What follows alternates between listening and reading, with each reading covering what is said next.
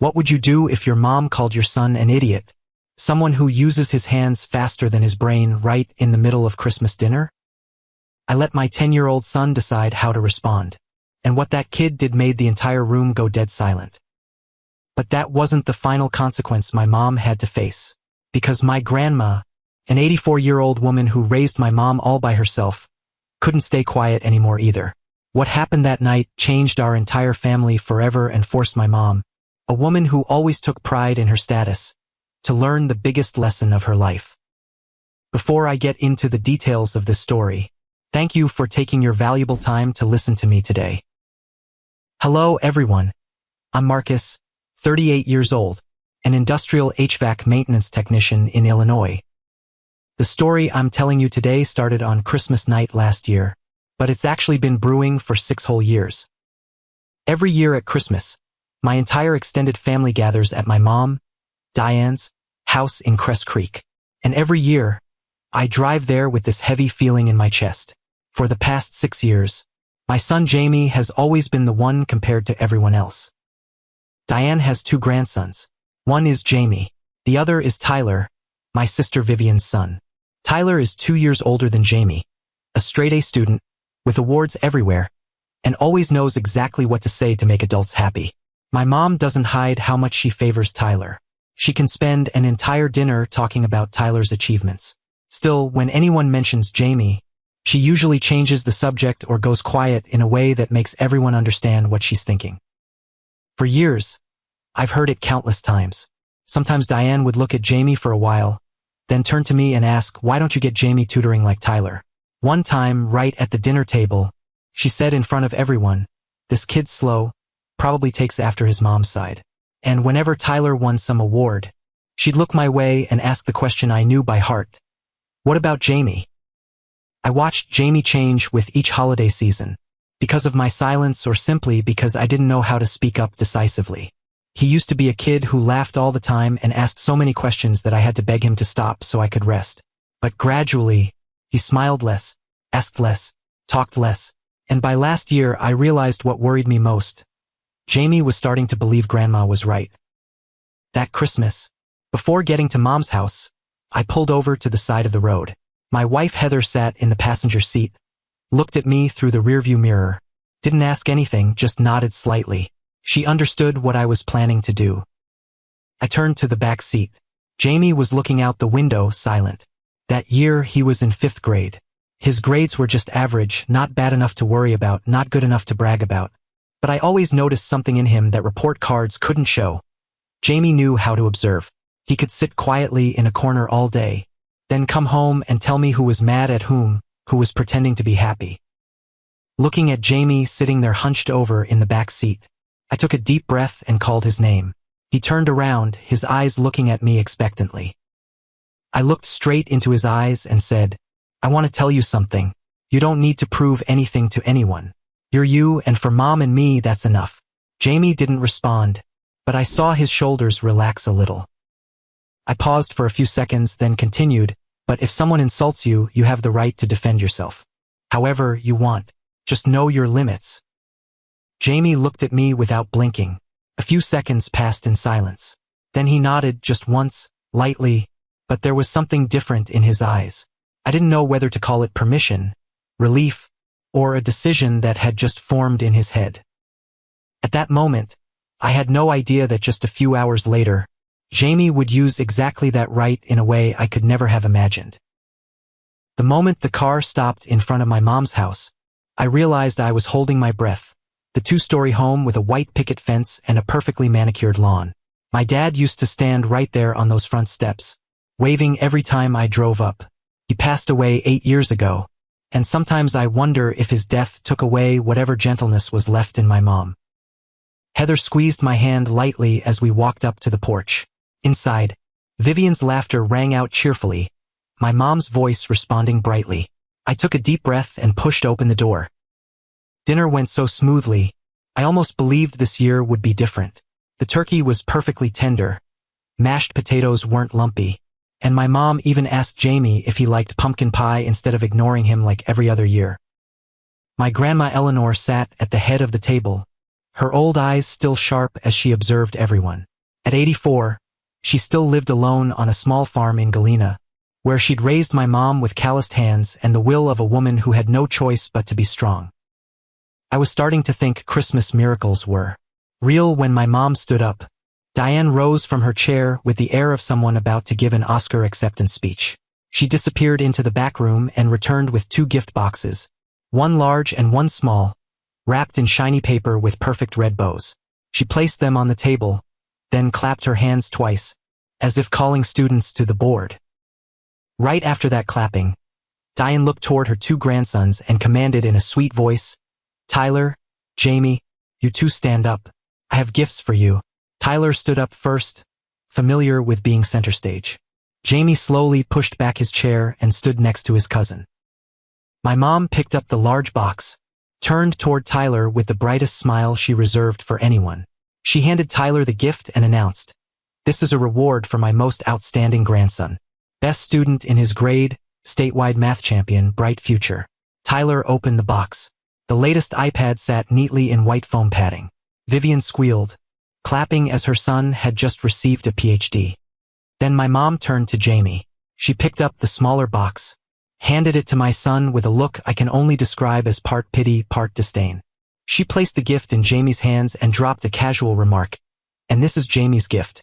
I thought and thought about what to get you, because an iPad's useless for a kid who's not good at schoolwork. But I think you'll like this. Using your hands is always easier than using your brain, right?" That comment hit like a slap. I jumped to my feet. My voice came out before I could think. "What did you just say?" Diane turned to me, eyebrows raised as I just asked something stupid. I said the truth. "What's wrong with that?" I felt blood rushing to my face, but tried to keep my voice calm.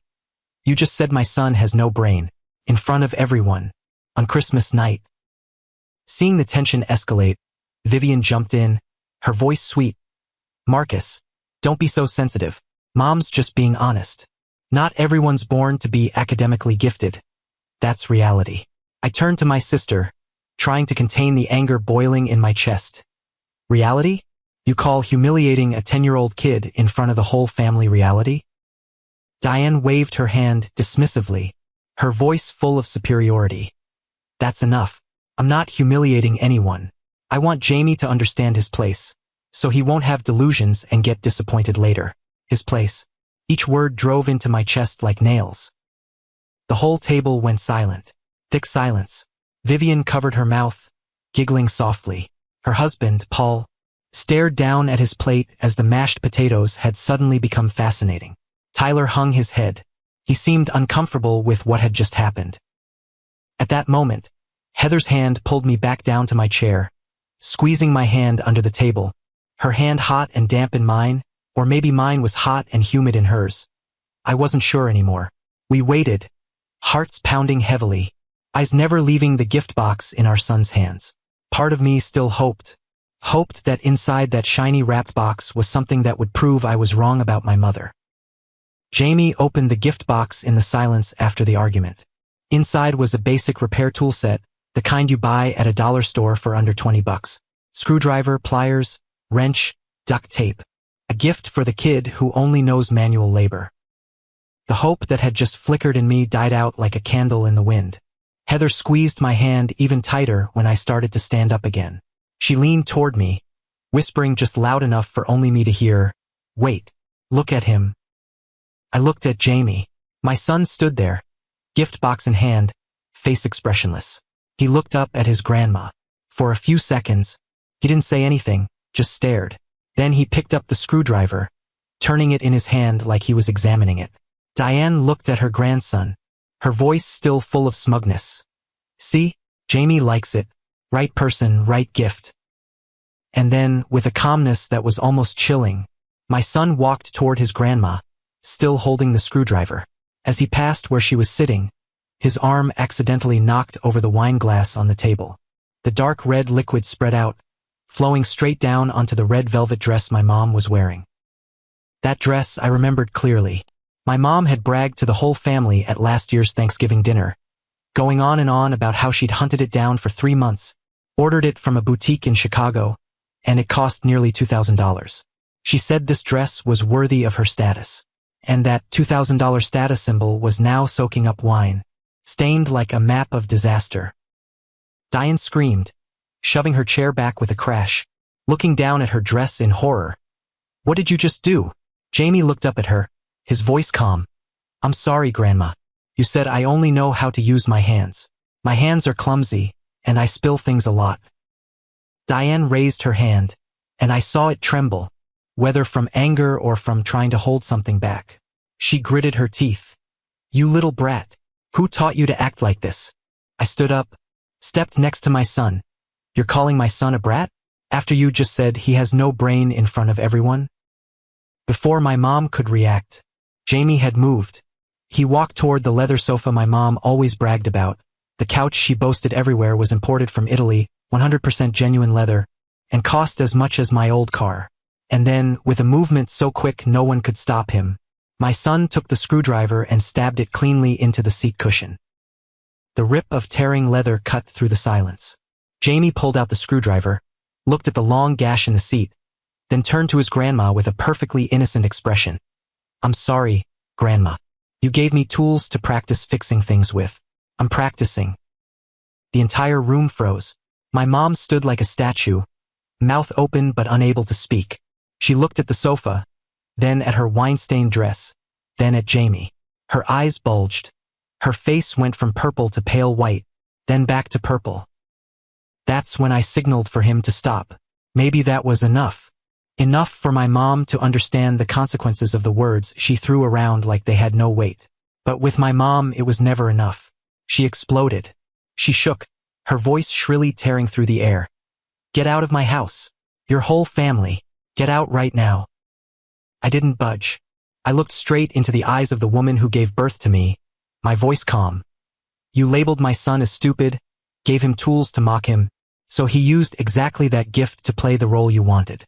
What more do you expect?" My mom opened her mouth, but this time no sound came out. Vivian stood like a statue, her face twisted between anger and confusion. Paul remained the same, silent like he always was. Tyler clutched his iPad, head down, shoulders trembling slightly. I thought that was the climax. I thought we'd grab our coats, get in the car, drive home in silence, and the story would end with a few years of not speaking to each other. But I was wrong, because right then, Grandma Eleanor slowly stood up from her chair at the end of the table. She walked toward my mom, each step heavy but sure, and she did something she'd been doing since my mom was little. Every time my mom went too far, it made the entire room freeze solid. At that moment, Jamie threw the screwdriver in the trash. He understood the consequences, understood that it was enough. Jamie looked at me, his eyes still holding that defiance, but he listened. This was probably the first time in his life he dared to act like that. I used to think he was quiet, shy, and easy to pick on. But turns out, when pushed to the wall, even the gentlest kid knows how to bite back. Grandma walked over to my mom, even though her back was hunched. Each step she took was heavy as lead. And then, she did something that stunned me.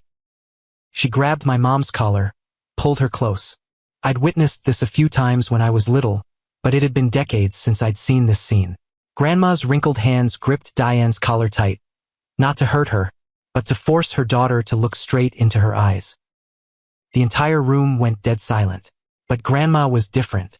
She looked straight into my mom's eyes, her voice low and slow, each word like hammer blows. "What are you doing, Diane?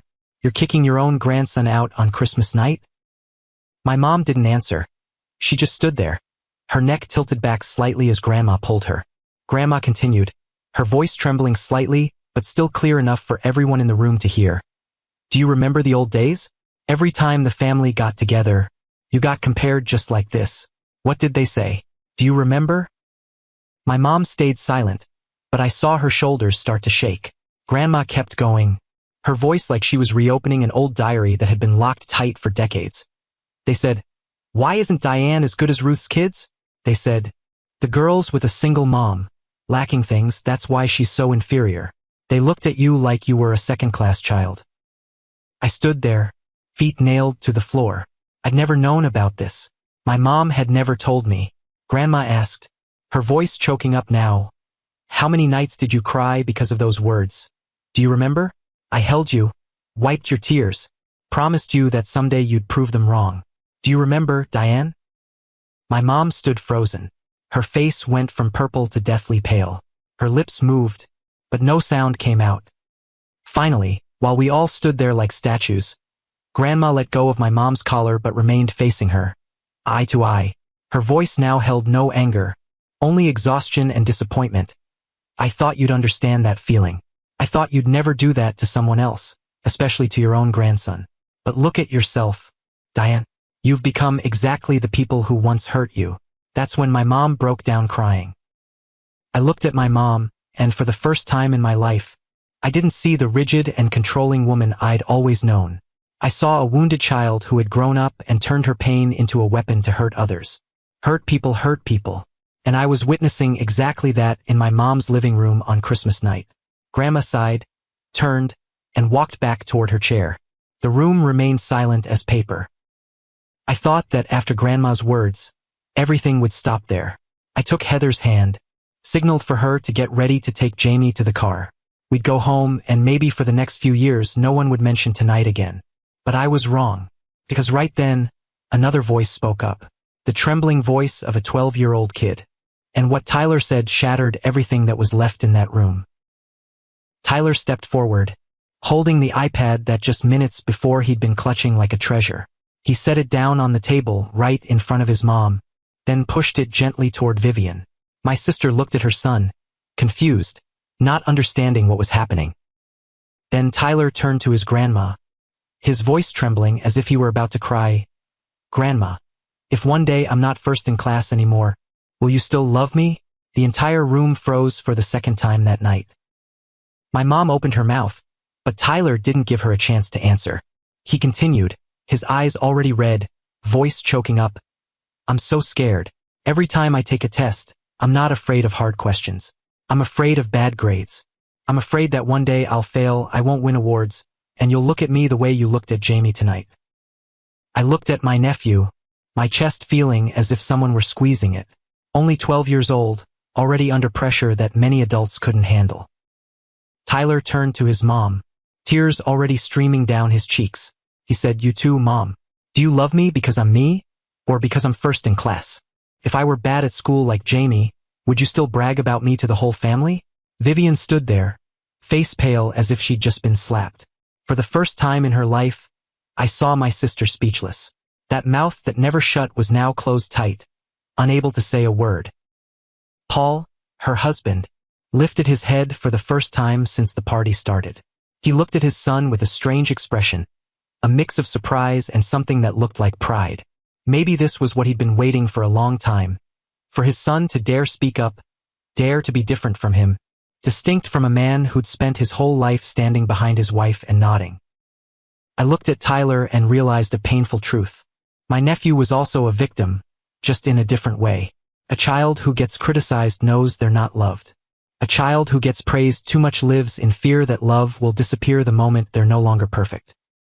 Pressure can turn coal into diamonds, but it can also crush it into dust. And looking at Tyler, standing there trembling, tears about to spill over, I didn't know if my nephew would become a diamond or dust. Grandma Eleanor looked at everyone and let out a heavy sigh. She didn't say anything more.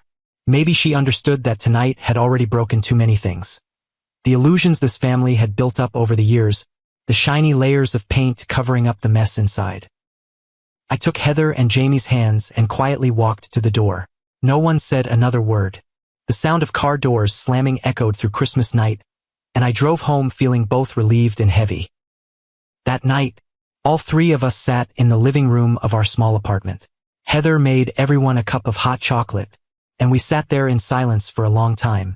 I looked at my son, then started talking.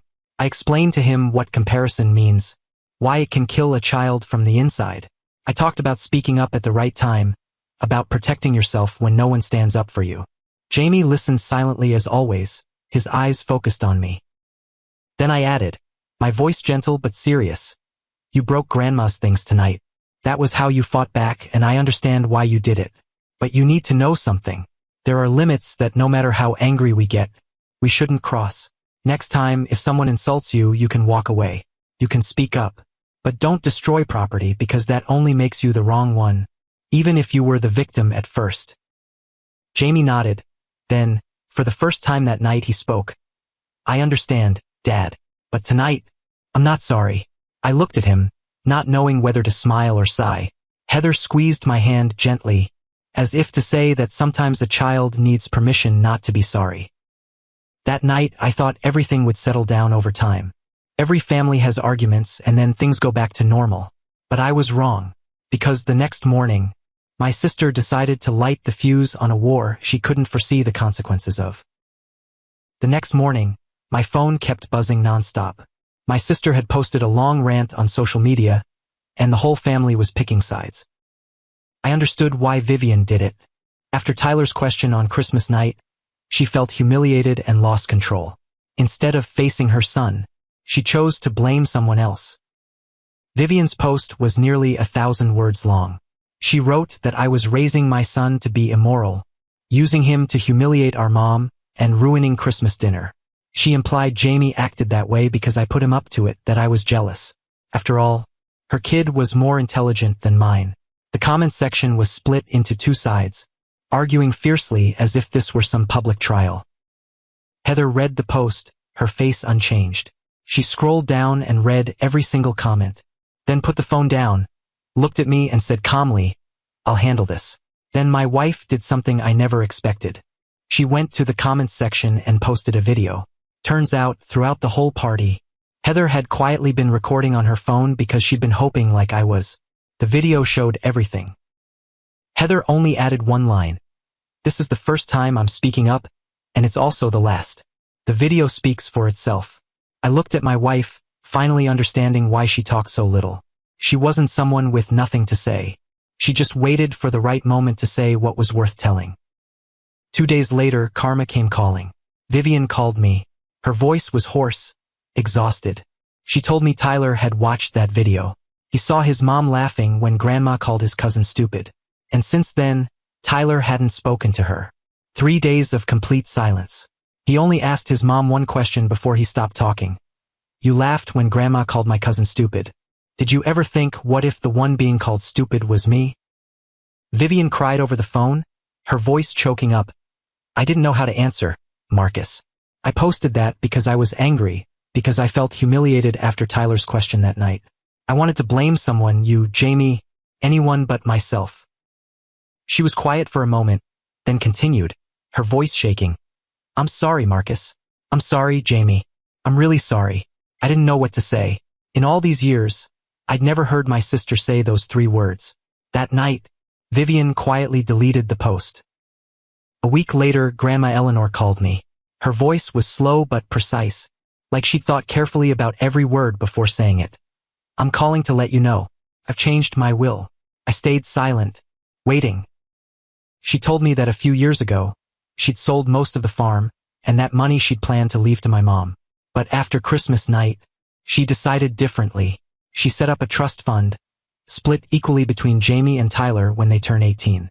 As for my mom, she left her the old house in Galena with the small plot of land and the flock of sheep she still kept. Then she said, her voice cold and sad, I already told your mother, if she doesn't go back there to find herself, to remember who she used to be before becoming what she is now, then when I close my eyes for good, I won't be able to forgive her either. My mom stayed silent for many days after talking with Grandma. Then one morning, she drove back to the old house in Galena, alone. And there, among the sheep and grasslands, a new chapter of the story began. And so, after Grandma's call, our lives continued flowing along. I still went to work every day, Heather still worked at the dental clinic, and it was still quiet as always. And Jamie still went to school, still brought home those average report cards that I no longer felt bad about. But something had changed in my son after that Christmas night. Jamie tried harder, not for grades but for himself. He started asking me about work, about how to fix things around the house, about stuff that textbooks don't teach. But Jamie never mentioned Grandma. Whenever I asked, he'd stay quiet or change the subject. Maybe the wound was still there, not fully healed yet. As for my sister, she called more often than before. Vivian kept suggesting I should visit Mom, saying she'd changed a lot since moving back to Galena. But I refused. I wasn't ready, and I didn't want to force Jamie to face the person who'd hurt him. Throughout those 6 months, I wondered how Jamie could let go.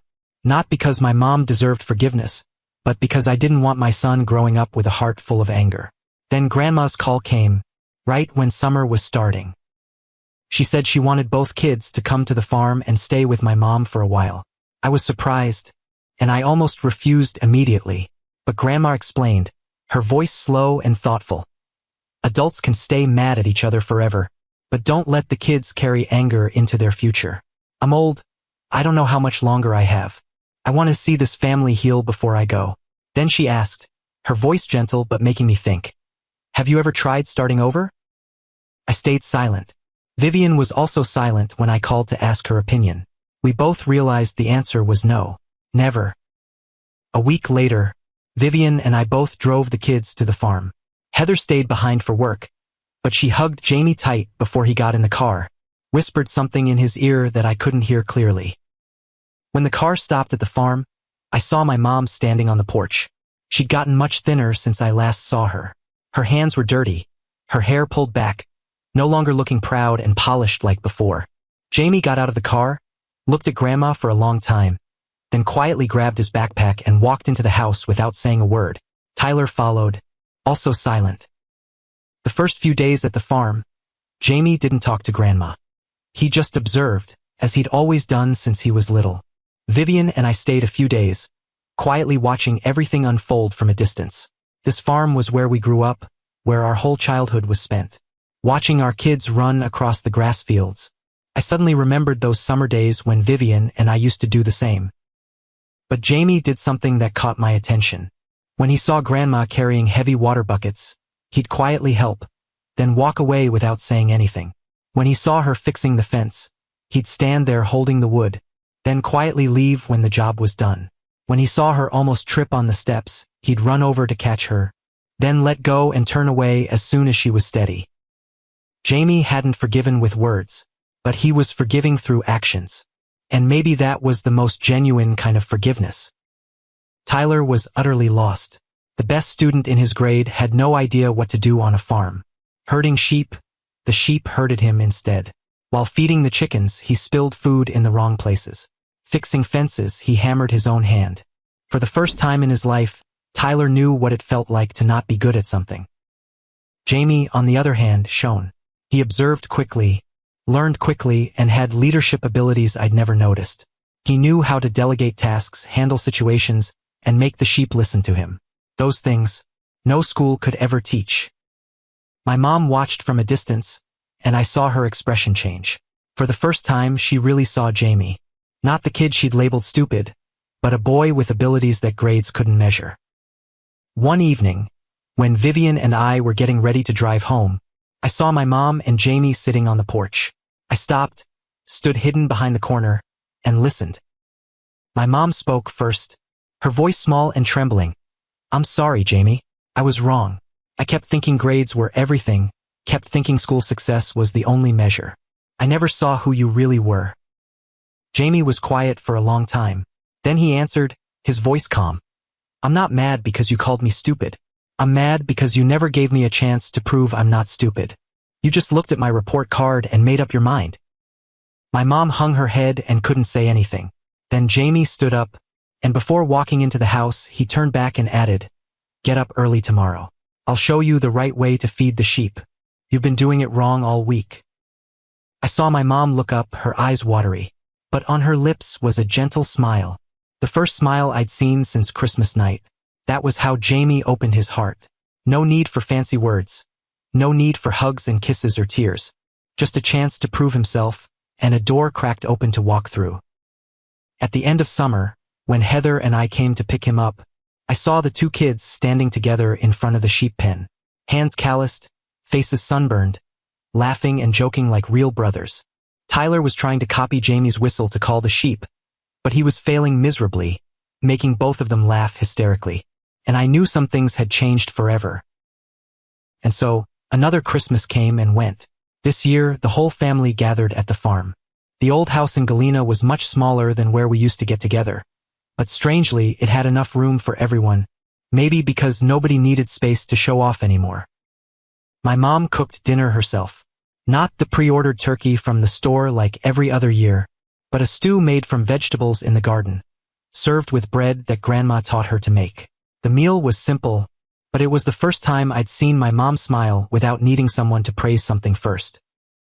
The gifts this year were different, too. Grandma handmade certificates for everyone, with a photo of the whole family together in the sheep field, along with good behavior awards. Jamie got one that said best sheep herder on the farm. Tyler got most improved despite worst start.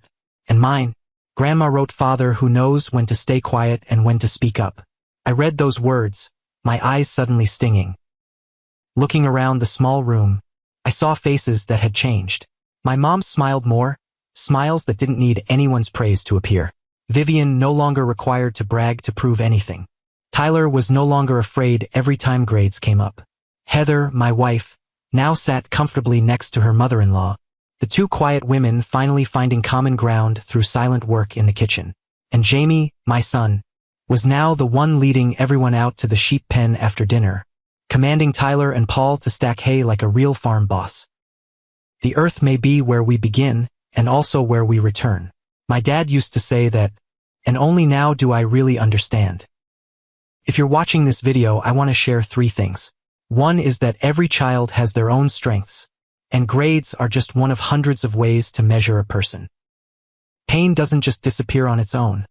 It just waits for a chance to get out. Face it before it hurts the people you love. 3 is sometimes the best way to forgive, not with words, but by giving each other a chance to start over. If I were you, would I give my child the right to defend themselves? Or would you choose a different way? If you could share in the comments, I'll read every line. If the story touched you, please subscribe and hit like to support me. Thank you, everyone, for listening. See you next time.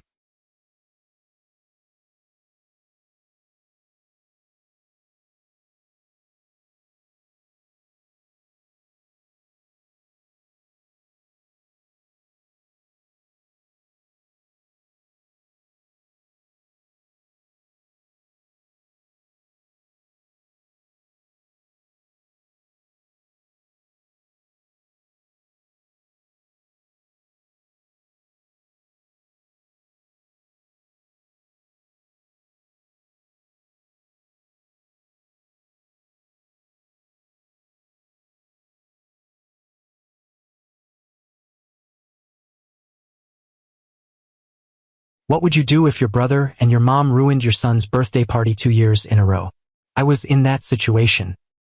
When my son turned 7, my brother and his kid fought over who would open the presents right in front of my son during his birthday party. Then, on my son's 8th birthday, my mom smashed his birthday cake. But why did they do this? And what did I do to protect my son? Could you stick around for the story? I'm gonna tell you what happened. Hello, everyone. I'm Marcus, 35 years old. I live with my wife and son in a 2-story house in suburban Chicago. The house might be small, but to me, it's my whole world. The place I want to come home to after a long day at work. Just seeing Jenna's smile, my wife, and Caleb's loving hugs make all the exhaustion disappear. Every night, watching Caleb and Jenna sleep peacefully, I silently thank fate for bringing them into my life. And for the rest of my life, I'd give up everything so that they can be happy. It's exactly 1 week until Caleb's 9th birthday. A few hours ago, I saw him sitting at his desk with blue paper and a box of pencils, carefully writing out his guest list. Caleb takes this very seriously. He wants to make sure no one gets forgotten. After finishing, Caleb got up and brought the paper to me, his eyes full of excitement as he said, "Dad, I finished writing the list. Does it look okay?" Right away, I took the paper from him and read each name carefully. The list included Dylan and Mason, his 2 best friends from school, Mr. Reynolds, the teacher Caleb respects, and the Pattersons, the retired couple next door who love Caleb like their own grandson. My dad, Raymond, who was 62, was also on the list. But when I got to the end, I noticed something missing. My mom, Gloria, wasn't on there. Neither was my brother Preston nor his son Bryce. I felt a bit sad about the absence of people who used to be my family. But I understood and sympathized with my son's decision. I didn't blame him one bit. He had the right to decide who gets invited and who doesn't, because my mom and brother had removed themselves from Caleb's life after that horrible incident at last year's birthday. The story I'm telling today happened a year ago. It all started with the invitations Caleb wrote to invite everyone to his 8th birthday party. Even though a year has passed, I still remember clear as day the image of Caleb sitting at his desk, carefully writing each invitation with the innocent face of a child who had never been deeply hurt. Caleb has always been a special kid since he was little. He has a warm heart and always cares about the people around him. What I love most about Caleb is how he shows affection for everyone. When our neighbor, Mr. Peterson, fell, Caleb suggested we bring cookies to visit him. When his classmate was sad because their pet died, he wrote a letter to comfort them. The guest list for last year's birthday party was much longer than it is now. He wrote Grandpa Raymond's name in green, Grandpa's favorite color. Grandma Gloria was also carefully noted in purple by him. Dylan and Mason, his 2 best friends, were also on the list. But even back then, Preston, my brother, and his son Bryce weren't on the list. I remember asking Caleb why he didn't invite Uncle Preston and Bryce. He looked up at me with clear eyes, his voice getting quiet as he said, "Dad, Uncle Preston, and Bryce already ruined my 7th birthday. I don't want them to ruin my 8th birthday, too." Hearing what he said, my heart felt like it was being squeezed. That's when I realized that what Preston and Bryce had done at Caleb's 7th birthday wasn't just a minor incident. It had left a wound in my little boy's tender soul, forcing a child like Caleb to learn how to protect himself. In that moment, I felt both proud that my son knew how to stand up for himself and heartbroken that Caleb had lost his innocence too soon. For you to understand why Caleb made that decision, I would like to tell you what happened at his 7th birthday 2 years ago. It was a beautiful sunny February day. We threw Caleb's birthday party at home with about 15 guests, including his friends, neighbors, and family. Caleb was excited from early morning, running around, checking every decoration detail, and counting and recounting the blue balloons hanging all over the living room. Preston and his wife, Meredith, came with Bryce. Bryce was 9 at the time, 2 years older than Caleb. The moment he walked through the door, Bryce stared at the pile of birthday presents on the table with undisguised longing. The party started normally. The kids played around, the adults chatted. Caleb was glowing like a little prince on his special day. Then came the gift opening, the moment every kid looks forward to most on their birthday. Caleb sat down in front of the pile of presents, his eyes lighting up with excitement. He grabbed the first gift, a box wrapped in blue paper with a cute silver bow. He was just about to tear the wrapping paper when Bryce suddenly rushed over. To everyone's shock, Bryce snatched the gift from Caleb's hands and ripped open the wrapping paper. Inside was a Lego set that Caleb had been wanting for a long time. But instead of giving it back to my son, Bryce hugged the Lego box to his chest, his eyes lighting up as he shouted, "Lego! I love this!"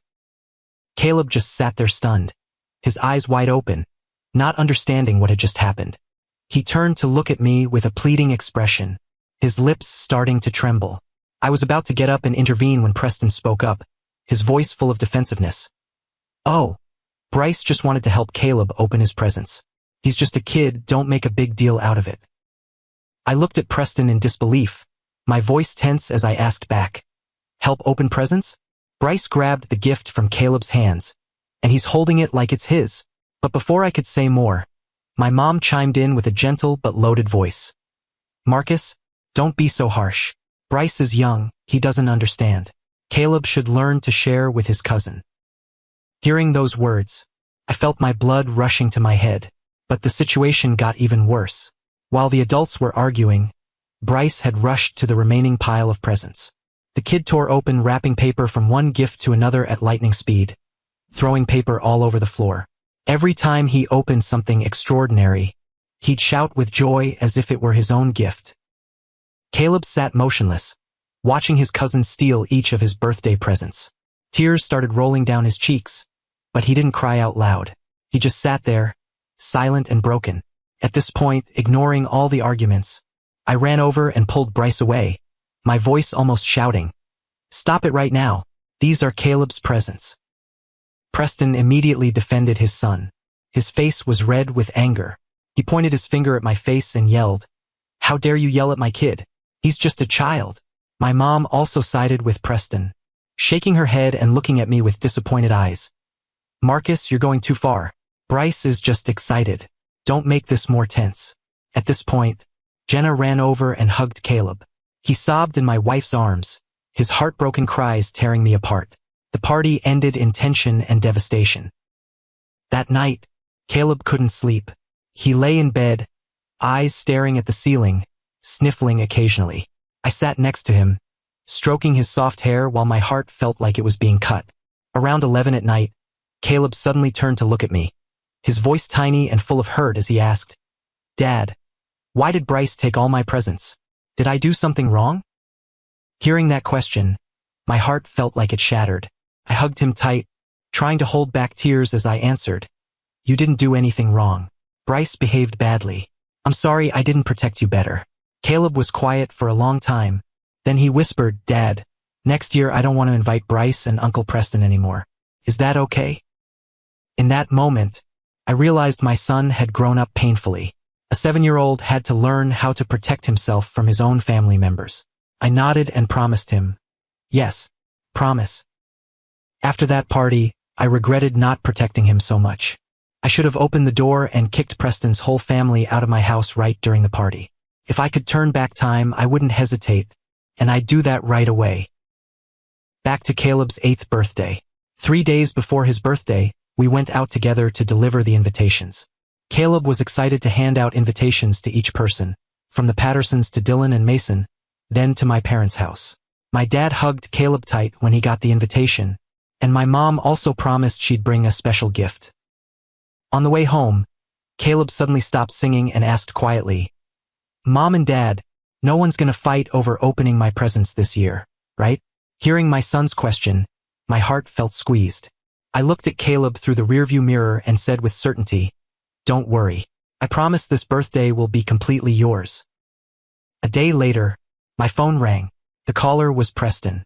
The moment I said hello, his voice came through harshly. "You didn't invite Bryce and me to Caleb's birthday? You think we're strangers or something?" Right away, I explained that Caleb had decided the guest list himself and didn't want to invite them after what happened last year. Preston wouldn't listen to what I was saying. He laughed mockingly and continued, making such a big deal out of something tiny. Bryce was just a kid back then.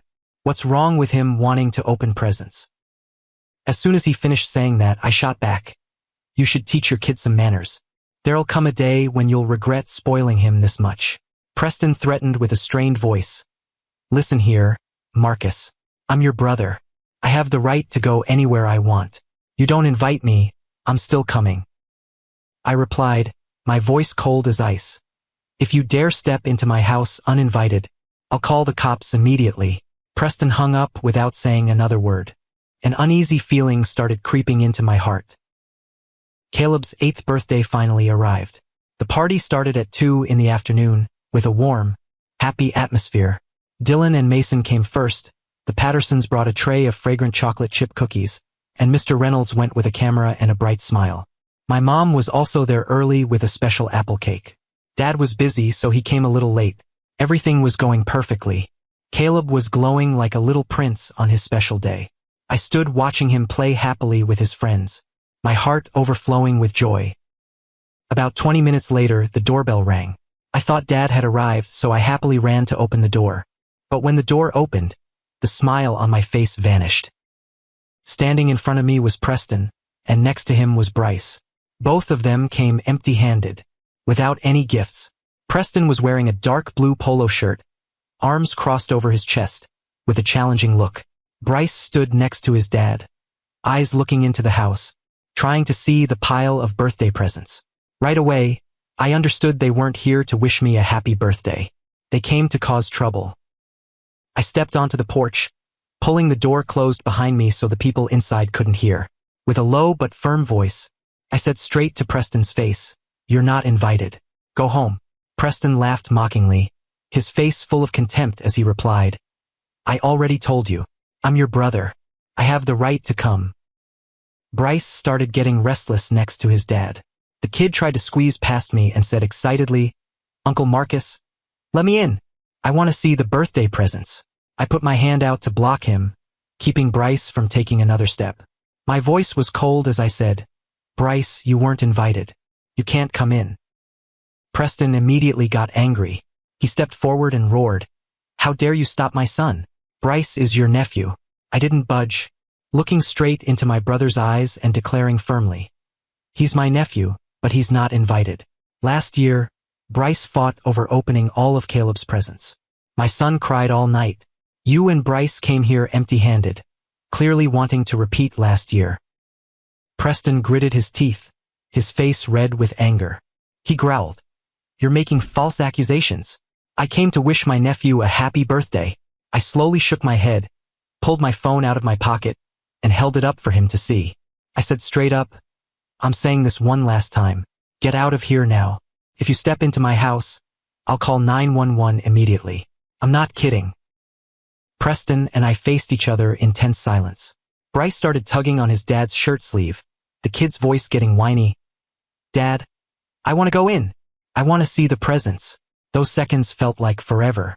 Finally, Preston spat on my front steps, his eyes full of hatred as he growled, "You'll regret this, Marcus. You'll regret this." Then he grabbed Bryce and turned away. Bryce kept looking back as they walked, the kid's face full of dissatisfaction and anger. I stood there until they got in their car and drove away. My heart was beating fast, my hand still gripping the phone tight.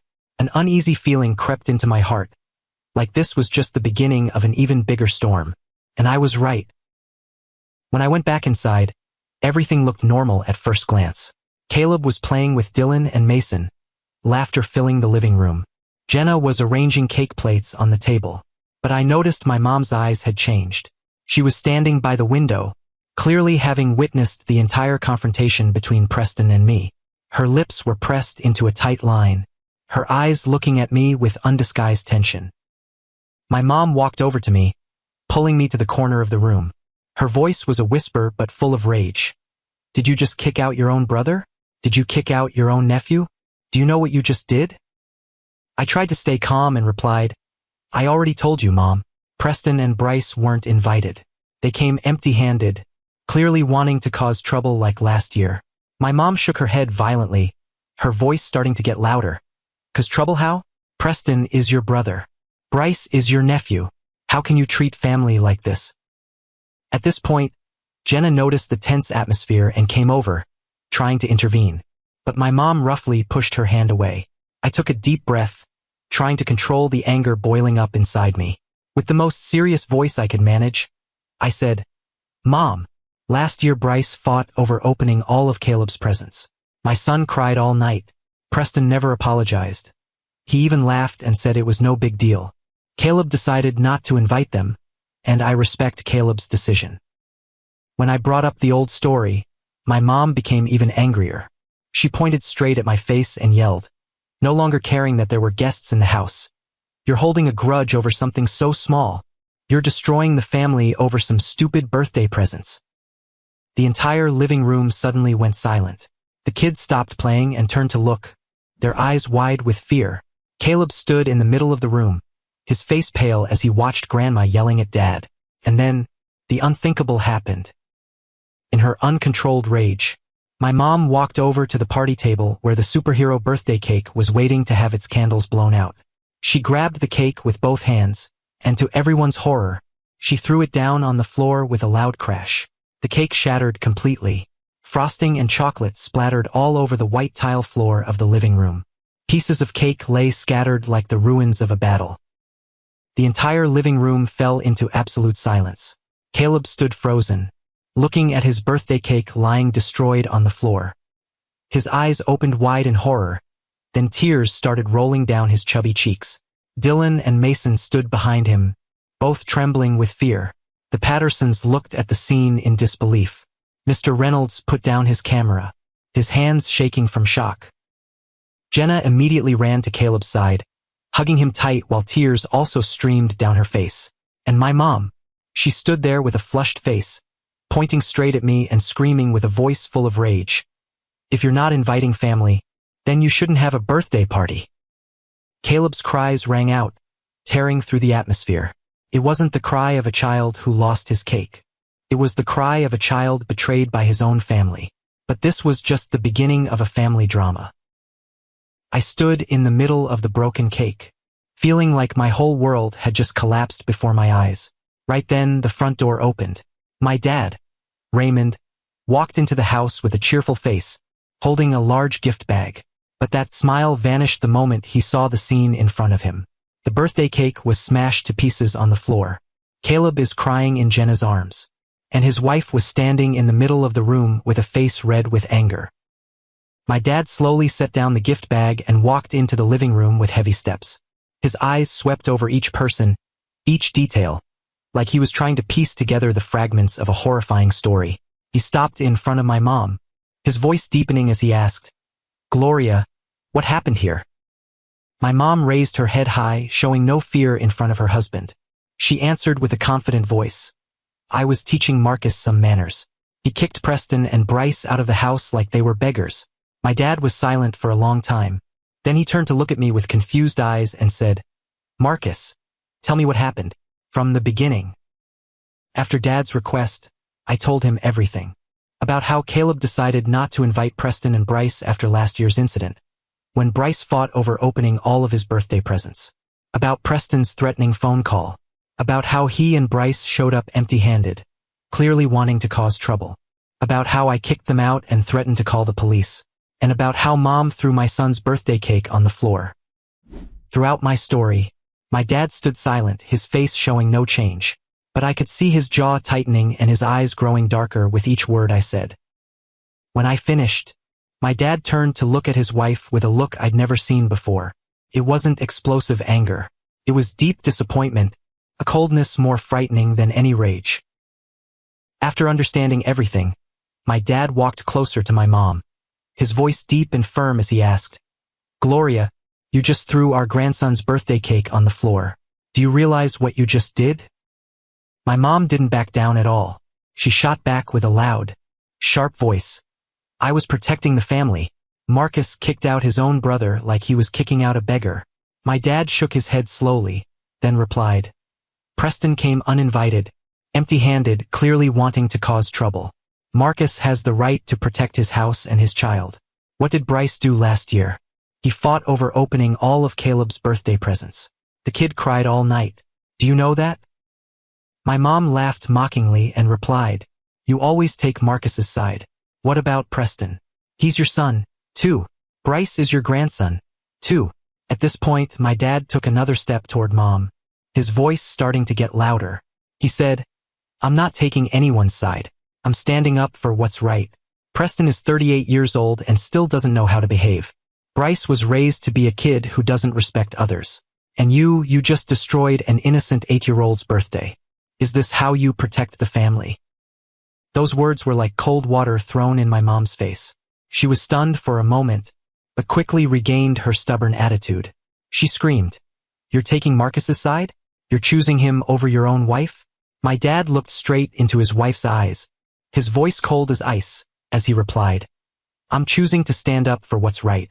And right now, you don't represent what's right." The fight between my parents erupted right in the middle of the living room. Shouting filled the air, bitter accusations flying back and forth. My mom went on about the years she sacrificed for the family, about how she always had to endure her husband's favoritism. She screamed, "From childhood, you've always loved Marcus more than Preston. Do you know how much Preston suffered?" My dad shot back, his voice full of bitterness. "Loved him more? I treated both of them fairly, but you didn't. You spoiled Preston so much that he thinks he has the right to do anything. You covered for Bryce so much that he became a spoiled brat. And now you smashed Caleb's birthday cake just because Marcus wouldn't let Preston come and cause trouble." My mom screamed, "Preston wasn't causing trouble. Bryce is just a kid." My dad slammed his hand on the table, the sound echoing and making everyone in the room jump. He yelled, "Bryce is 10, not 3. He's old enough to know right from wrong. But he doesn't because you and Preston taught him he could do anything without consequences." Secrets and resentments built up over many years suddenly poured out like a broken dam. Caleb was still crying in Jenna's arms. Dylan and Mason stood close together, their faces pale with fear. The Pattersons quietly led the two boys out to the backyard to avoid the chaotic scene. And me, I stood in the middle of my parents' war, childhood memories flooding back. I remembered all the times I was compared to Preston, all the times I had to give in to my brother, even when I wasn't wrong. I remembered all the times Mom said, "You're the younger brother, you should give way to your older brother," even when Preston was the one causing trouble. I remembered feeling helpless when no one stood up for me. And now, history was repeating itself with my son. But this time, I wouldn't let it happen. The fight went on for almost 10 minutes. Finally, my dad raised his hand, his voice ringing out with undeniable authority. "Enough!" My mom stopped mid-sentence, looking at her husband with eyes red with anger. My dad took a deep breath, then said with a calm but unshakable voice, "Gloria, you're leaving Marcus's house right now." Those words were like a thunderbolt. My mom was stunned, unable to believe what she'd just heard. She stammered, You're kicking me out?" My dad nodded, his voice not wavering. He continued, "You destroyed Caleb's birthday. You hurt an innocent child on his most special day. I can't allow you to stay here another minute." My mom looked around the room as if seeking support, but no one dared meet her eyes. Finally, she turned back to look at her husband with hateful eyes and said, "You'll regret this, Raymond. You'll regret this." Then she grabbed her purse and walked out of the house with heavy steps. The sound of the door slamming shut rang out like a final period. After my mom left, the house fell into heavy silence. My dad stood there for a long time. Then he turned to look at Caleb in Jenna's arms. He walked over and said gently, "Caleb, I'm sorry for what just happened. I'll fix everything. You trust me, right?" Caleb looked up with red-rimmed eyes and nodded softly. Right away, my dad stood up and took out his phone. He dialed and waited. When someone answered on the other end, he said, "Frank, this is Raymond. I need a birthday cake urgently. Iron Man design as big as possible. How long for delivery?" He listened for a moment, then nodded and said, 30 minutes? You have one ready? Perfect. Thank you." When he ended the call, I saw a small glimmer of hope starting to appear in Caleb's eyes. Exactly 30 minutes later, the doorbell rang. I opened the door and saw a middle-aged man standing there with a large white cake box. "Raymond ordered an urgent cake," the man said with a friendly smile. "Frank's Bakery is always ready to serve." I thanked him and brought the cake inside. When I opened the box, the entire living room erupted in gasps of amazement. The Iron Man cake was lovely, twice the size of the old cake, with intricate details down to every line. The red and gold armor gleamed, the eyes glowed blue, and "Happy 8th birthday, Caleb" was written beautifully across it. Caleb looked at the cake with bright eyes. A small smile started appearing on his lips. He whispered, "Iron Man, Dad, it's so beautiful." Jenna quickly cleaned up the broken cake on the floor. The Pattersons brought Dylan and Mason back inside. The tense atmosphere gradually faded, making way for a warmer feeling. When everything was ready, we placed the new cake in the center of the table and lit 8 small candles. The warm light of the candles danced, creating a magical atmosphere for the party. Caleb stood in front of the cake, but instead of preparing to blow out the candles right away, he turned to his grandfather and said softly, "Grandpa, will you blow out the candles with me?" My dad's face suddenly lit up. The worried wrinkles on his forehead disappeared, replaced by a kind, loving smile. He nodded and replied, "Of course, let's blow them out together." The sight of grandfather and grandson bending down together to blow out the candles was magical. The candlelight went out slowly as "Happy Birthday" rang out, and joy began returning to Caleb's eyes. Dylan and Mason clapped and cheered. Jenna smiled with slightly wet eyes, and I stood watching that scene, my heart filled with an indescribable mix of emotions. Even though this afternoon had been stormy, in the end, my son still had his moment of happiness on his birthday. After cutting the cake and serving everyone, my dad sat down next to me. He looked at Caleb happily playing with his friends, then turned to tell me in a warm, deep voice, "You did the right thing protecting your family, Marcus. Don't ever doubt that." I looked at Dad with deep gratitude and replied, "Thank you for supporting me. Thank you for protecting Caleb." Dad smiled, but that smile carried deep sadness. He said quietly, "I should have done this long ago. I let Gloria and Preston go too far for many years. That's my fault. I shook my head and said back, "That's not your fault." My dad nodded slowly, his eyes looking into the distance.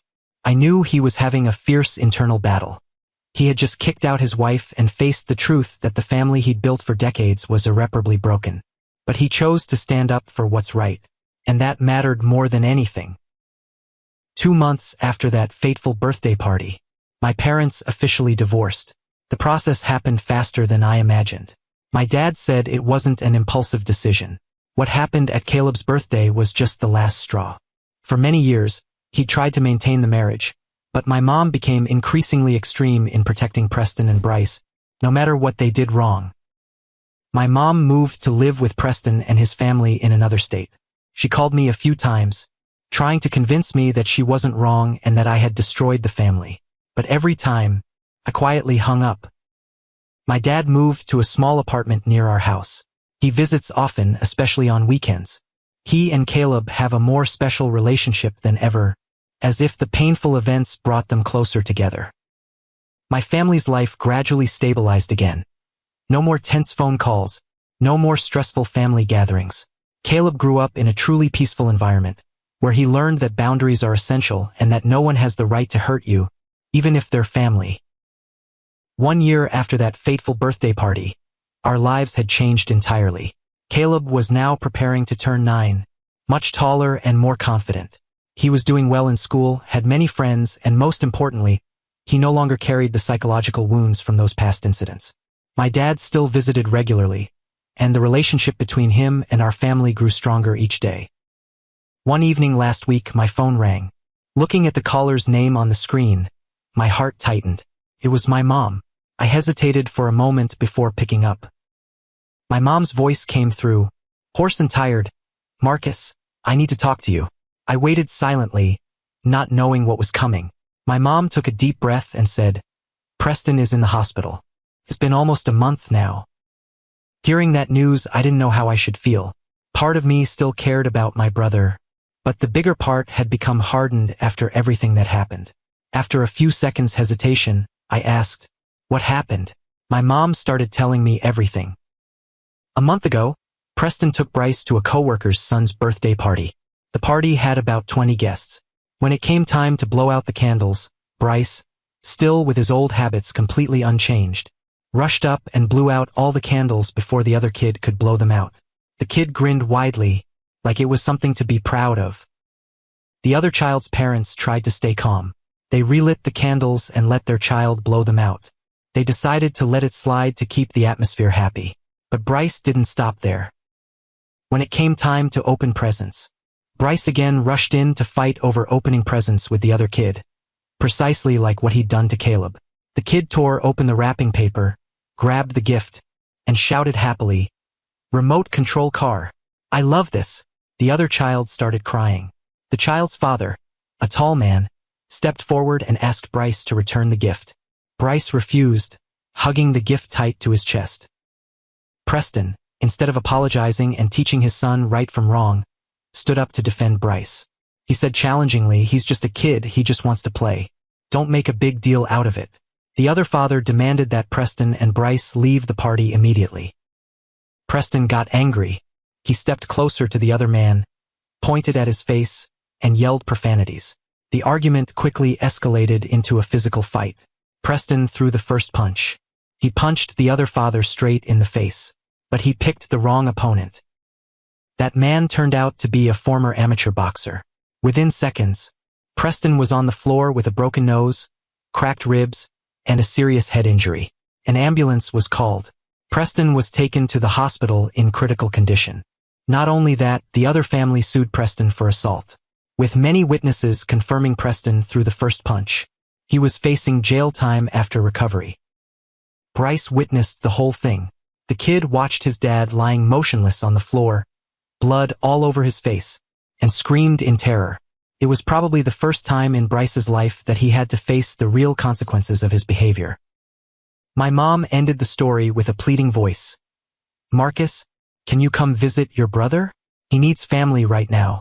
Preston has been in the hospital for a month and has had to have 3 surgeries.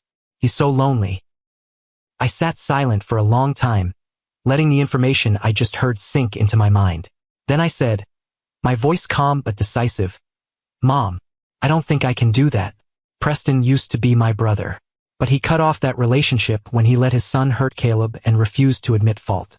I hope he recovers and learns a lesson from this. But I can't be part of his life anymore. My mom cried louder. While crying, she said, You're so heartless. I took a deep breath, then said calmly, Mom, I'm not heartless. I'm just protecting my family. That's something you and Preston will never understand.